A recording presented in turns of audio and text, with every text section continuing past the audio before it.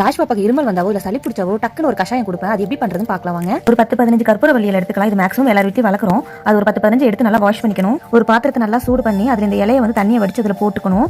போட்டுட்டு அந்த இலையை நல்லா வதக்கிட்டே இருக்கணும். அந்த இலையை நல்லா வதக்கிட்டே இருக்கப்போ அதுல இருந்து சாறு வந்து கொஞ்சம் கொஞ்சமா வெளியே வர ஆரம்பிக்கும். அடுப்பு ஆஃப் பண்ணிக்கணும். அந்த இலையோட சூடெல்லாம் ஆறுனதுக்கு அப்புறம் கையில புளியறதுனால புளிஞ்சுக்கலாம், இல்ல லெமன் வடிகட்டுறதுல புளியறதுனால நல்லா புளிஞ்சு எடுத்துக்கலாம். அதுக்கு முன்னாடி இந்த வீடியோவை சப்ஸ்கிரைப் பண்ணாம பார்த்துட்டு இருக்காங்க, ப்ளீஸ் சப்ஸ்கிரைப் பண்ணிக்கோங்க.